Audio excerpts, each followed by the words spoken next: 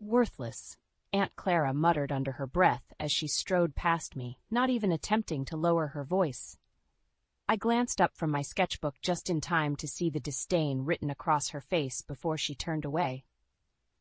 I looked down again quickly, gripping my pencil tighter while trying to ignore the knot forming in my stomach. I sat tucked away in the back corner of my aunt and uncle's overcrowded living room, sketching quietly during our family's monthly gathering. All around me, chatter and laughter echoed off the walls as my relatives socialized, doused in a healthy glow of wine. I did my best to make myself small and unnoticed. It wasn't difficult. I'd had 15 years of practice. "Did you see Theo's last game, though?" My mom's voice rang out loudly from the kitchen. 2 touchdowns. They won by a landslide. A chorus of cheers and congratulations erupted in response. I snuck a glance across the room at my cousin holding court over a captive audience, grinning from ear to ear. His Letterman jacket hung proudly over the back of his chair, trophy glinting under the lights. I looked back at my sketchbook just as Aunt Clara walked by again. She stopped short this time, narrowing her eyes as she spotted my work. "Still scribbling away as usual, I see," she noted in a tone that landed somewhere between curiosity and disgust.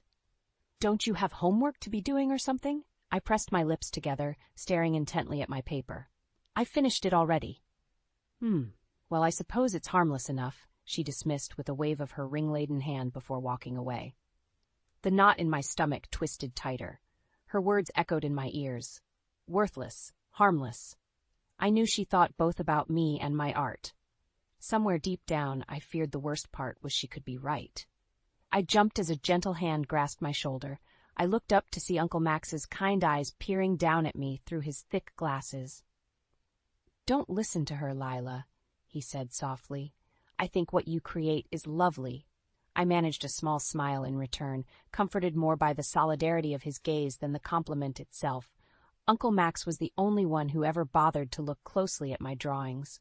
He seemed to understand the pangs of being overlooked amid the symphony of other people's noise. As he gave my shoulder a supportive squeeze before walking away, I realized this monthly gathering marked the 3rd in a row he had offered me those same gentle words. Don't listen to her. His reassuring gestures were becoming something of a ritual, I mused. One I appreciated more deeply each time. The lively hum of the party clambered on around me, but I felt cocooned by Uncle Max's kindness. I allowed myself to become reabsorbed by the strokes of my pencil, applying darker depth and definition to the portrait emerging on my page. I didn't hear Aunt Claire approach until her shadow was upon me. "I swear, Lila, it's like you live in your own little world sometimes," she scoffed, craning her neck to catch a glimpse of my work. "What are you making that's got you so tuned out anyway?" Before I could respond, she snatched the sketchbook from my lap, already laughing. "Oh, honey, when are you going to grow up?" she cried loudly, her shrill voice cutting through the din. "You can't pay the bills with silly little doodles like this." Faces turned in our direction as heat flooded my cheeks. I stared hard at the floor, willing myself not to cry as a few stray snickers arose. Aunt Clara carelessly dropped my sketchbook back in my lap and strode away, gravelly laugh still spilling from her lips. "Why put in so much effort for something so worthless?" she called over her shoulder. The words pierced my fragile pride, every letter another knife twist to my heart. I hugged my sketchbook tightly to my chest, barely holding back tears.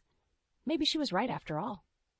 "Pass the potatoes, please," Aunt Clara demanded, her shrill voice cutting through the chatter around the dinner table as she leaned back in her seat.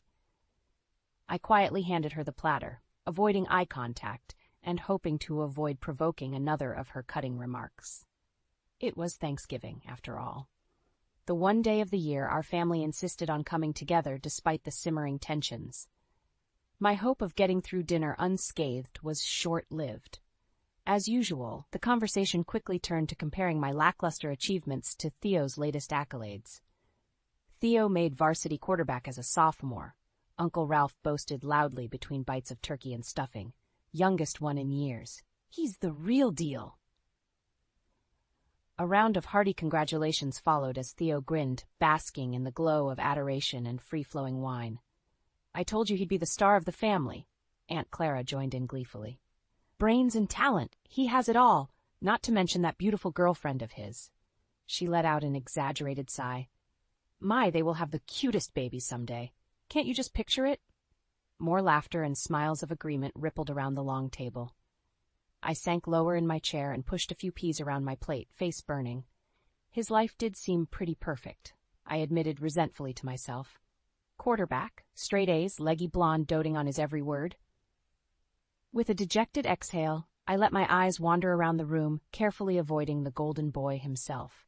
As an involuntary reflex, my gaze landed on my sketchbook, peeking out from my bag in the corner behind Uncle Max's wingback chair. Just like its owner, tucked away, forgotten, worthless. At that moment, Aunt Clara's grating voice cut through my gloom. It's such a shame not all young people live up to their potential. My eyes snapped to hers at the other end of the table. Her expression feigned sympathy, but I saw the malice flashing behind it. Poor Lila just drifts through life.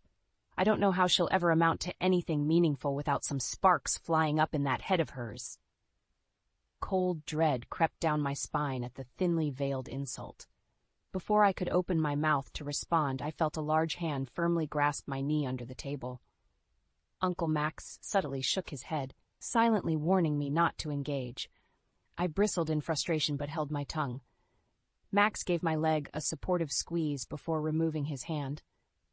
Well, what about David? Aunt Edna chimed in nervously, attempting to reroute the conversation down safer terrain. How's that mathematics doctorate coming along? As the attention shifted, I quietly excused myself from the table. I strode swiftly to the corner and snatched up my sketchbook, fleeing to the dark solitude of the back porch. The cold night air bit at my wet cheeks, but I paid it no mind. I sank down on the porch steps, angrily swiping away tears. How dare she? I fumed, hands clenching and unclenching. Who is she to assume she knows my potential? After several shuddering breaths, my rage began to morph into despair. What if Aunt Clara was right? Maybe I would never amount to anything. I gazed forlornly down at my latest sketch, a portrait of Aunt Edna. The intricate details in her kind, wrinkled face had taken me hours to perfect. But what was the point if no one cared? It was worthless, just like me. A warm weight settled around my slumped shoulders, Uncle Max's wool coat. He eased down next to me with a soft groan, eyeglasses glinting in the moonlight. We sat without a word for several moments, my uneven breath sounding loud in the stillness. Finally, Max broke the heavy silence. Don't listen to her poison, Lila, he urged gently. She's just threatened by what she can't understand. He tucked a stray lock of hair behind my ear. But I understand, and I believe your art means something, just like you do. Tears spilled down my face once more, but this time they were tears of gratitude. I slipped quietly out the back door into the crisp night air, carefully closing it behind me before the sounds of the boisterous family gathering could follow me outside. I shrugged my jacket tighter around my shoulders against the chill. Autumn leaves crunched under my shoes as I made my way across the wide back porch and settled onto the wooden steps. Uncle Max and I had taken to meeting here, outside the stuffy, chaotic warmth of my aunt and uncle's home, where the family parties always took place. Here we could talk freely without judgmental ears listening in. Over the last few months since that painful Thanksgiving dinner, Max had become my ally and confidant. The back door creaked open, and I looked up to see Max's tall frame silhouetted in the golden light.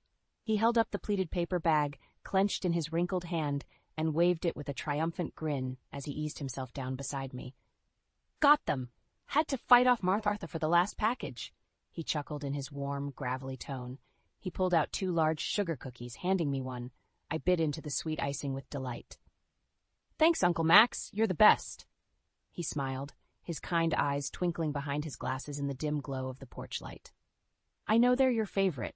I figured you deserved something sweet after all that bitterness earlier. I sighed, smile fading. She's just never going to accept me, is she? Max shook his head. Oh, don't worry about Clara. She's set in her ways, but she's all talk. He gave my shoulder a reassuring pat. Now tell me what you've been up to. My mood lifted instantly. I applied to the Ridley Art Academy summer program. It's only a few weeks. But they have these amazing classes, and... Max held up a hand, eyes widening in surprise. Applied? Have you told your parents about this? I bit my lip, smile disappearing. No, Mom agrees with Aunt Clara that art is just silly hobby. They'd never take it seriously or support me. Max frowned, leaning back against the porch railing. He seemed to be turning something over in his mind. Lila, he finally said, your art, your dreams, they matter. Don't let anyone make you feel otherwise. He paused, brow furrowing in thought. In fact, I'd like to help, if you'll let me. I stared, confused but intrigued. Help how? Well, clearly, Clara controls the family purse strings, but there are other resources. He reached out and took my hand, giving it an encouraging squeeze. Let me fund your art academy tuition, anonymously, of course, he added with a conspiratorial wink. It can be our secret. My eyes widened in disbelief. What? Uncle Max, that's incredibly generous, but I could never ask you to. He held up a hand. You're not asking, I'm offering. I believe in you, Lila, and I want to invest in that talent of yours before anyone tries to snuff it out. His words brought tears to my eyes. After years of discouragement, someone was finally taking me and my art seriously. I threw my arms around his neck in an impulsive hug. Thank you, I choked out through my tears. I promise I won't waste this opportunity. Max chuckled, patting my back gently. Of course you won't. I expect a full portfolio of new pieces when you get back. He pulled away, holding me by the shoulders and gazing at me intently. Just promise me that from now on, you'll start listening to your own voice instead of theirs. Deal? I took a deep breath and wiped the remaining moisture from my eyes, feeling as if a tremendous weight had been lifted from my soul. Deal? Deal. I crept up the creaky attic steps as stealthily as I could, clutching my latest art supply store purchase.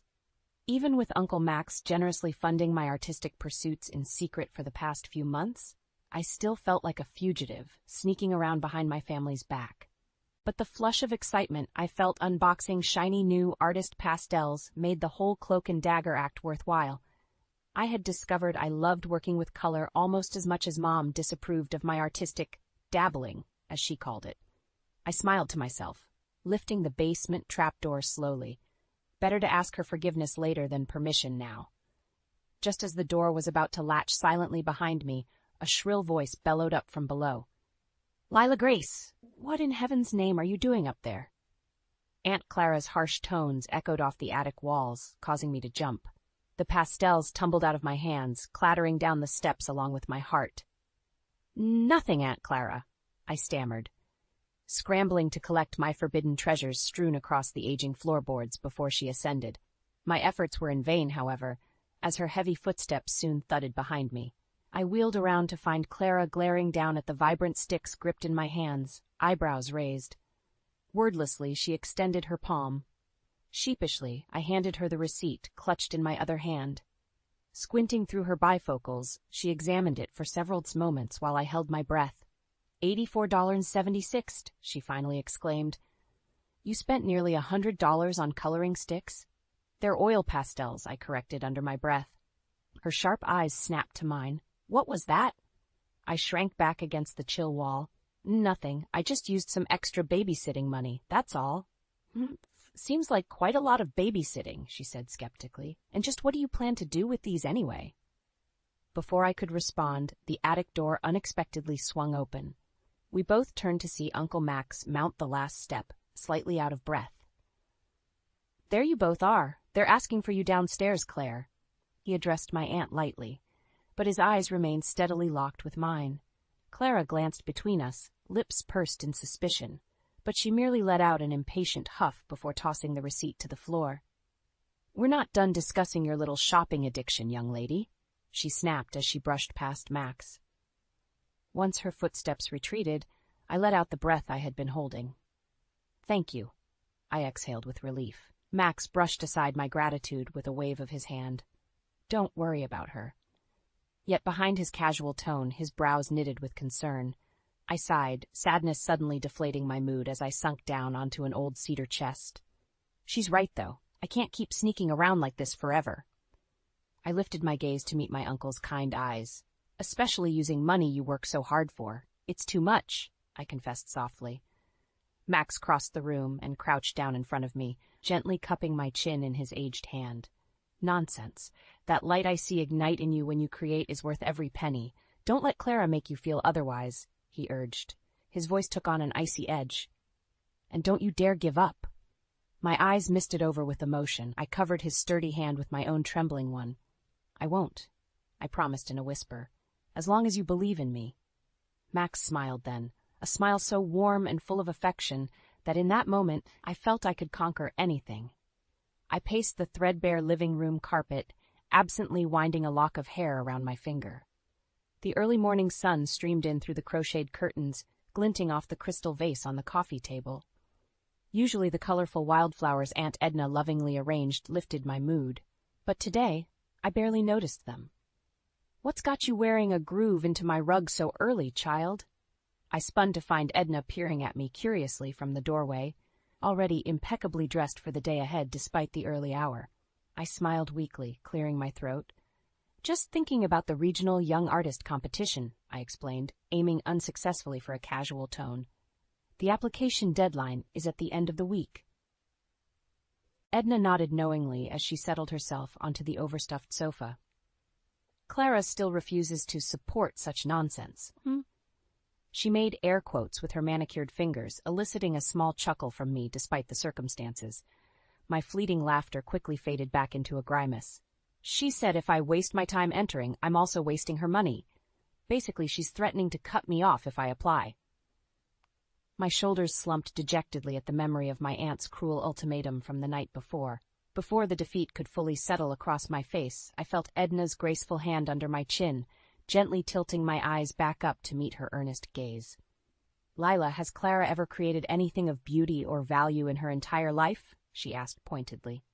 I slowly shook my head, confused but captivated by the sudden fire in her tone. "No. Yet for some bizarre reason, she still believes she is entitled to have authority over yours," Edna continued. Her eyes softened then, brow creasing in motherly concern as she brushed a loose strand of hair behind my ear. "Promise me you won't allow her to dictate your worth, sweetheart," she implored. "Don't sacrifice your talent to satisfy that bitter, jealous snake of a woman. She doesn't deserve that power over you." I blinked back, the hot tears suddenly burning behind my eyes. Overcome with emotion, I wrapped my arms around her slender shoulders. "Thank you, Aunt Edna," I whispered into her soft gray hair. In response, she squeezed me tightly, patting my back with her smooth hand. As we finally pulled apart, I caught sight of Uncle Max standing quietly in the doorway behind us. Our eyes met, a silent question hanging between us. "Well, what now?" I took a deep, shaky breath. Hope and fear dueled within me. But seeing the unwavering conviction shining from Max's gaze, I knew I only had one real option. I turned back to Edna with newfound resolve. "You're both right. She doesn't control me. I'm submitting my portfolio, with or without her approval." A slow grin spread across my uncle's wrinkled face. Edna let out a delighted laugh, lightly swatting my knee. "Atta girl!" Max pronounced proudly. He gestured to the unseen painting upstairs that he had secretly financed for my application. "Now, let's make sure they see exactly what they'll be missing out on." Buoyed by their belief in me, I marched from the room with fresh purpose fueling every step. I was through hiding myself and my art away. For the first time, I felt brave enough to stand up for my dreams, no matter the cost. I took a deep, centering breath as I pushed open the tall glass gallery doors. The familiar smells of paint, turpentine, and fresh lacquer washed over me, instantly sparking my creativity. I felt at home here among these floors and walls that showcased artistic vision instead of suppressing it. Unlike my own home, I thought ruefully. I wound through the maze of partition walls displaying the regional Young Artists Contest submissions, searching for my collection. My heels clicked crisply on the polished concrete floors, echoing through the cavernous space. Despite having captured first prize in the competition last month, the thrill of that victory had been short-lived. Oh sure, Edna and Max had celebrated exuberantly on my behalf, toasting my talent with a bottle of contraband champagne, but my parents could barely mutter a half-hearted congratulations through tight lips. Mother refused to even glance at the museum passes and tuition voucher the contest awarded me. And Aunt Clara, she had flown into such a jealous rage when she learned of my win that she stormed off in disgust, vowing to never speak to me again. Her reaction still stung, marring what should have been a shining moment of validation. I rounded a corner, and there suddenly were my paintings, a collection of vivid, abstract cityscapes titled Overlooked Beauty. I traced a gentle finger down the gilded plaque bearing my name, allowing myself a small, satisfied smile. No matter their reaction, this was still an incredible honor at just 18. These pieces represented my true vision, not anyone else's expectations of what art, or my future, should look like. My smile slipped as footsteps echoed behind me, followed by a grating chuckle that could only belong to one person. I steeled myself as Clara's scowl appeared over my shoulder in the painting's reflective glass. "Well, it's about time you grew up and started painting something worthwhile," she proclaimed with begrudging approval. Her critical eye assessed the building's luminous geometries and brooding alleyways. "At least these I can actually recognize as art, instead of that avant-garde nonsense you usually dirty a canvas with." I clenched my fists behind my back, holding back the acid retort on the tip of my tongue. As I met her baleful gaze in the glass, I realized defending my work was no longer needed. The prize ribbons did that for me now. I simply cleared my throat and gestured to a nearby painting of a crumbling liquor store glowing vibrantly against a stormy sky. "The buildings no one else notices often hold the most beauty inside," I offered mildly. "It's all about perspective." Clara narrowed her eyes, processing the subtle meaning behind my words. Before she could supply a scathing rebuttal, however, Max suddenly materialized beside us. "There you both are.